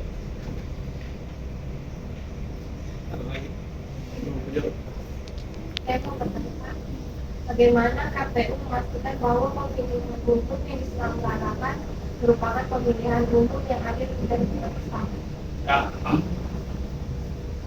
Karena ini bukan tugas kita semua, tugas kita aja di KPU, tapi tugas kita semua sebagai warga negara Indonesia. Karena melaksanakan, banyak kita mendengar bahwa ada isu-isu yang berkaitan dengan politik, identitas, politik apa. Itu yang coba kita sampaikan kepada masyarakat umum bahwa pesta itu harus dijadikan meriang, gembira, tanpa ada intervensi intimidasi sama. Biar gimana pun bahwa pesta itu harus kita lakukan dengan baik, ya, baik, tanpa ada hal yang membuat. Oleh karena itu bahwa di teman-teman di KPU juga salah satu tagline kita ini adalah KPU melayani. Jadi kayak teman-teman data ini juga kita harus kecuali ada padat yang kegiatan, kalau tidak ada ya tetap kita layani dengan baik sehingga marwah kita sesuai dengan amanah dari undang-undang pada pasal 22E yang menyatakan pemilu itu dilaksanakan secara lumber dan jurdil itu bisa tercapai. Nah, itu adalah tugas kita semua, bukan tugas sebagai KPU, tapi tugas kita teman-teman mahasiswa juga kita berharap agar mereka juga menyampaikan hal-hal yang baik kepada masyarakat, terutama kepada keluarga bahwa kita laksanakan langsung bebas dan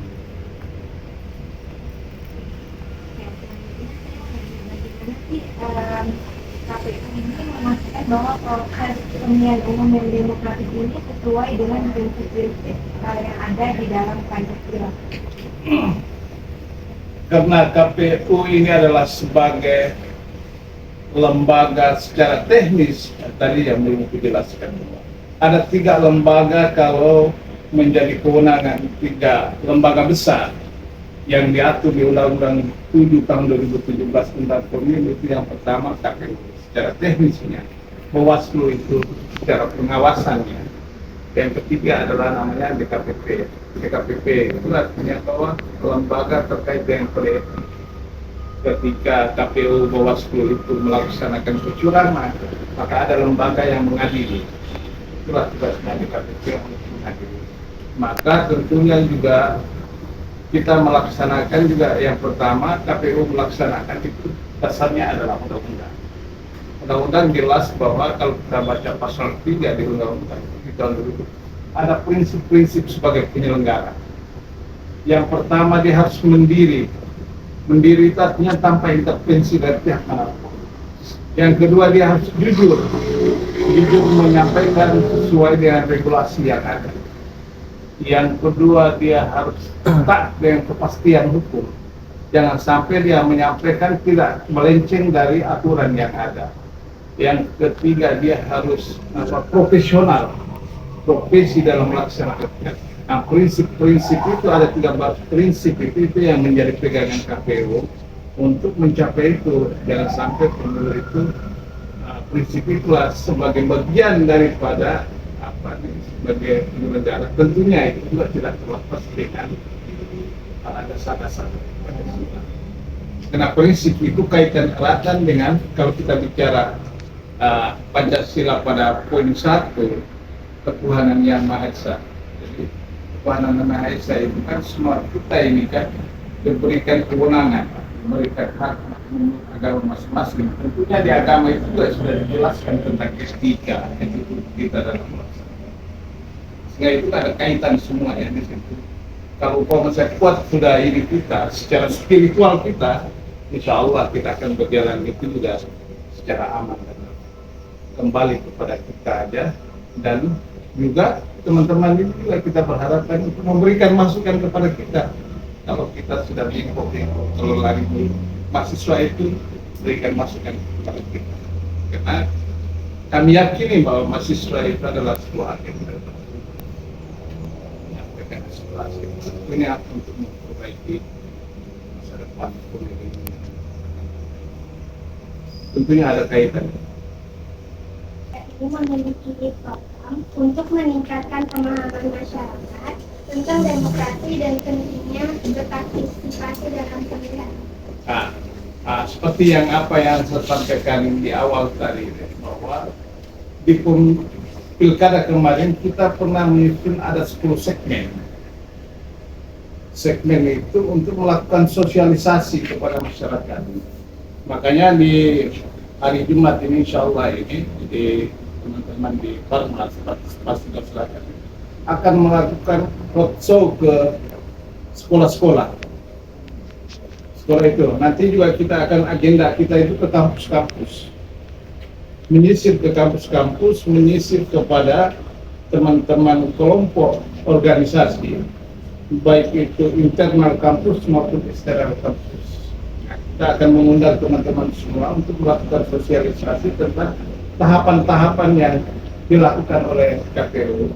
Yang kedua, tujuan akhirnya adalah bagaimana semua orang, teman-teman, itu bisa menyampaikan aspirasinya lewat bilik suara. Nah, itu adalah inti daripada pemilih itu, program kita untuk sosialisasi itu sudah kita rancang. Mudah-mudahan ada aturan turun bahwa terkait dengan segmen 10 segmen yang pilkada kemarin itu bisa berlanjut.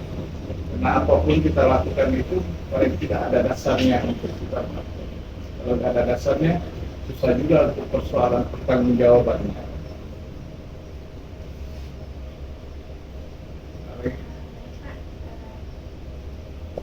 Apa langkah-langkah yang diambil oleh KPU untuk menangani keluhan yang mungkin muncul selama pemilihan?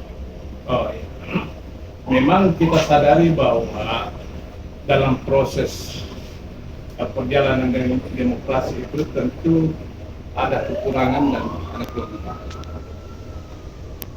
Kekurangan itulah menjadi evaluasi kita. Kalau bicara terkait dengan dinamika persoalan di politik, itu perannya pentingnya kita bisa koordinasi dengan teman-teman Bawaslu.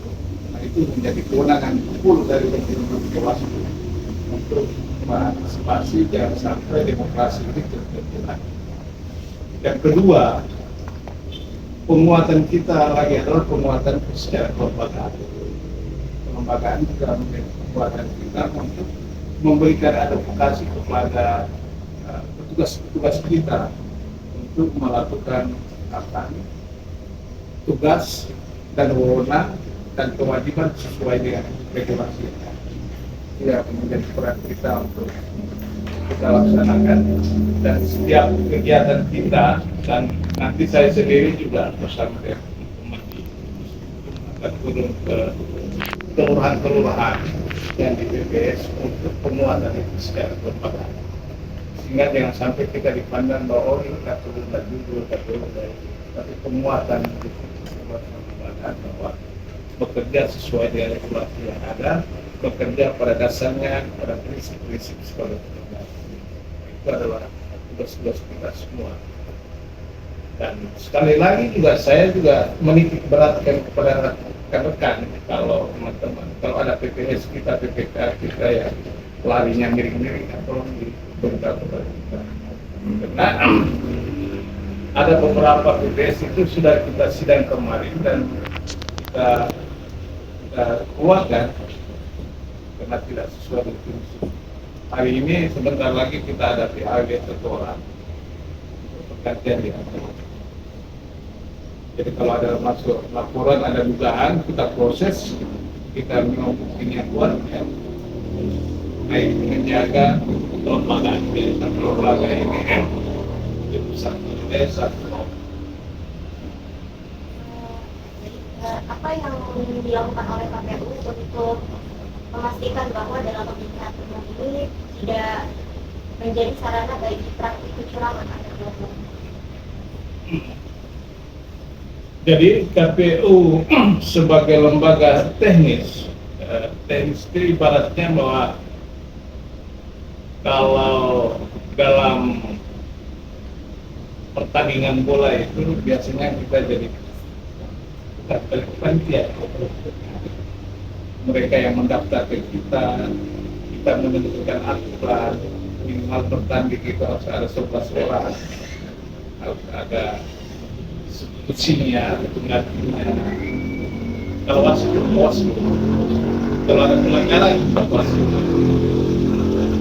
Terkait dengan kecurangan itu, kalau ada masukan itu kita koordinasikan sama wasit dalam hal bentuk pencegahan. Kalau kita khususnya di kepanitiaan aja. Jadi kalau saya teman-teman, biasanya kalau di organisasi itu kan teman-teman biasanya apa nih? Biasanya kalau pemilihan itu kan, saya nggak tahu sekarang. Pasti teman-teman kan menentukan siapa ketua penelitiannya, siapa sekretarisnya, siapa pengarahnya, habis itu calon-calon itu apa menyampaikan program dan misinya, visi dan misinya.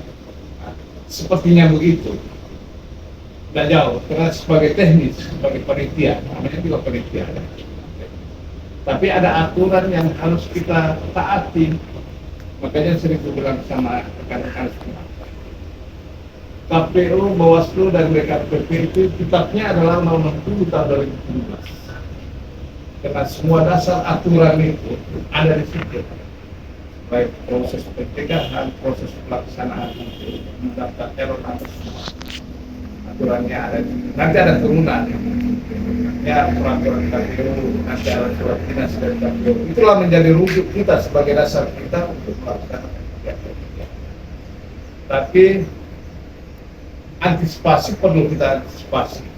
Makanya salah satu bentuk antisipasi kita itu ya memberikan edukasi kepada petugas-petugas kita di lapangan. Tiap 3 minggu kita turun.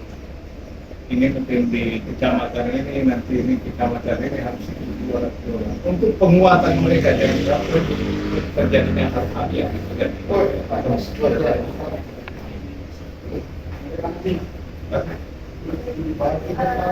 kan termasuk wilayah yang betul. Kita ada yang bisa terbilang maju lah. Tapi KPU itu menjangkau wilayah perbatasan yang bahkan untuk pendidikan aja tuh mereka masih susah dapatnya, apalagi untuk edukasi kalau pemilihan umum itu ada dan mereka harus tahu. Itu gimana peran KPU dalam menjangkau wilayah-wilayah kecil di pinggiran Indonesia? Betul. Kalau kita bicara Kota Tarakan adalah kota jasa, kota transit, jasa dan transit. Kalau perbatasan langsung itu antara Malino dengan Menokan, itu perbatasan langsung. Menokan perbatasan dengan Awau, sebaliknya. Tapi kita juga harus mengantisipasi juga, ya. Tentu saja juga kita ada pemetaan. Pemilih itu ada tiga hal yang harus menjadi pemetaan kita. Yang pertama itu pemilih tradisional. Pemilih tradisional itu apapun partainya itu sudah dia pasti dia pilih. Habis itu pemilih rasional. Pemilih rasional ini sama teman-teman ini semua itu rasional. Pemilih yang melihat visi misi daripada calon. Yang paling berat yang kita hadapi adalah pemilih yang apatis. Jadi sudahlah, saya mau datang atau tidak datang itu bukan persoalan saya, pasti juga. Nah itu yang sering dari beberapa kali evaluasi ini, khususnya di Kota Tarakan ini. Dari 4 kecamatan ini yang kita evaluasi, ternyata yang banyak itu apatis yang banyak di wilayah kota. Khususnya basis yang paling besar adalah pemilih itu di Tarakan Barat ini kan masih daerah kota. Kan masih wilayah. Malah di daerah pinggiran di pesisir itu partisipasinya bagus. Karena mereka sadar untuk memberikan aspirasi. mungkin kedekatan mereka emosional mungkin ya, mungkin satu dengan yang lain saling tahu sehingga saling menginformasikan. Beda di daerah di perkotaan itu yang agak berat, banyak yang rata-rata orang bekerja malas mereka untuk datang ke TPS. Nah, itulah tugas berat KPU ke depan untuk lebih ke arah itu. Oleh karena itu kami sudah kemarin 2020 itu ada yang sempat saya sampaikan, ada 10 segmen yang kami buatkan. Ada kita buat segmen warganet. 5 orang itu bisa juga kita ambil orang yang memiliki strukturnya yang besar, lawyer-nya besar, kita tarik masuk. Itu yang bisa menyampaikan tahapan-tahapan yang ada di KPU. Habis itu kita ambil teman-teman yang aktivis eksternal. Kelompok Cipayung itu ada HMI-nya, ada BNI-nya, ada BNI-nya, ada BNI-nya. Itu kita masuk untuk mengikut serta untuk mengumpulkan partisipasi kita untuk di wilayah kota. Kalau dia di pinggiran itu kita lebih kepada pas marginal. Jadi nelayan petani yang di pinggiran itu dari evaluasi kita di 2020, alhamdulillah basis yang di pinggiran, malah di pinggiran yang tadi yang kita minta maaf aja tingkat pendidikan mereka mungkin sebagian besar tapi malah partisipasi mereka lebih tinggi dibanding daerah perkotaan. Secara notabene rata-rata teman-teman pendidikan ada tugas kami yang berat ya. Insya Allah bahwa mudah-mudahan target kita pasti bisa yang dulu sekitar 79% partisipasi kita, harapan kita ke depan di 2019-2024 itu partisipasi kita bisa naik di 80%. Itu harapan kita semua, harapan teman-teman dan teman-teman mahasiswa, teman-teman yang lainnya pun dari luar lainnya bisa teman-teman mahasiswa itu bisa menyampaikan bahwa paling tidak menyampaikan bahwa pemilu pesta demokrasi kita akan dilaksanakan pada tanggal 12 Februari 2024 yang orang sering kenal dengan hari itu. Lagi. Jadi gini Pak, tadi kan juga banyak teman-teman saya yang bertanya mengenai langkah-langkah dalam meminimalisir kecurangan. Nah, seandainya terdapat ketahuan satu oknum atau beberapa oknum melakukan kecurangan pada pemilihan umum, apa tindakan tegas atau sanksi yang diberikan kepada mereka? Oke. Kalau konsep ini kita bicara internal ya. Kalau bicara internal, kalau ada anggota KPU melakukan kecurangan, baik itu kecurangan money politik ataupun hal lain, maka kita merekomendasikan kepada Bawaslu untuk bersurat kepada kita dan ditindaklanjuti oleh DKPP. Bisa diberikan sanksi pemberhentian, bisa juga legalitas kalau tidak terjadi pelanggaran. Jadi sanksinya itu teman-teman di komisioner, itu sanksinya di DKPP yang regulasi karena berkaitan dengan itu. Maka tugas kita sesuai dengan arahan dari pusat bahwa melayani dengan baik. Kalau orang marah kita ya bersihnya. Jadi siapapun datang meminta informasi selayaknya teman-teman kalau nggak ada kegiatan kita layani bersih. Dan bekerja sesuai dengan regulasi dengan aturan dasar. Tapi kalau hal-hal yang lain berkait dengan tindakan pidana apa segala macam bisa kita laporkan kepada pihak kepolisian.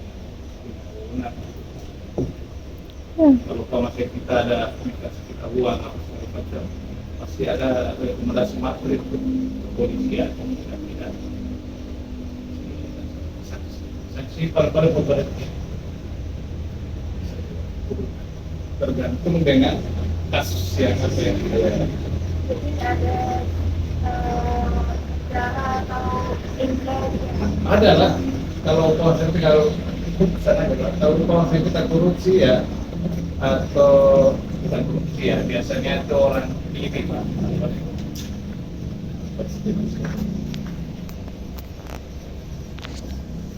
Bisa dikenakan sanksi pidana.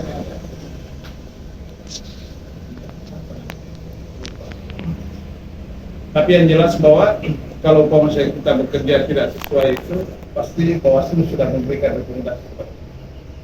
Bisa dilanjut ke sidang di Bawaslu, bisa juga dilanjut ke sidang. Makanya kita bekerja itu ya berdasarkan regulasi yang prinsip-prinsip yang tadi disebutkan serta juga adil, profesional, profesionalitas, kepastian.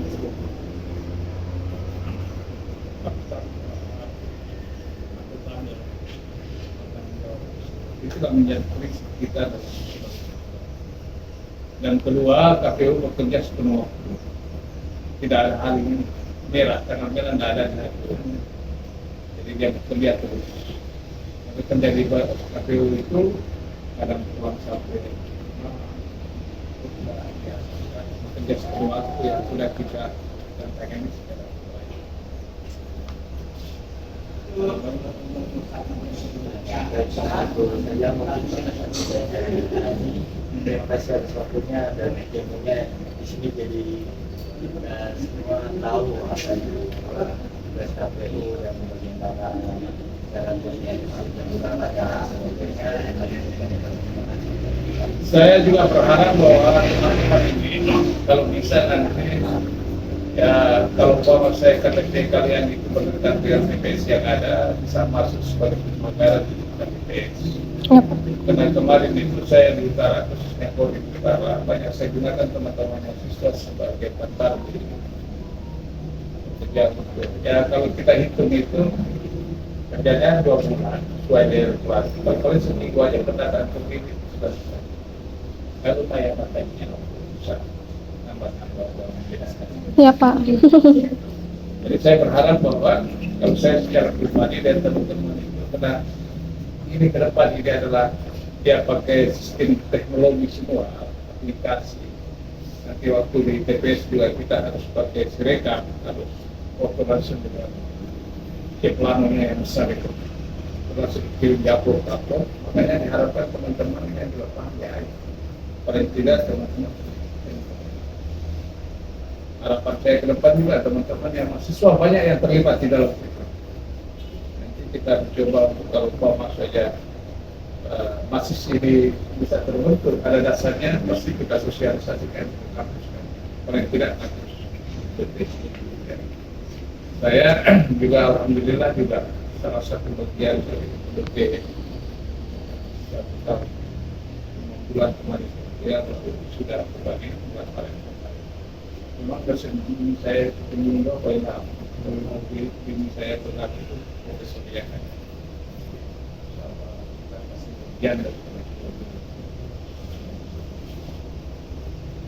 istri saya juga orang Borneo jadi saya sebagai adik saya. Oke, lagi foto-foto dulu kan?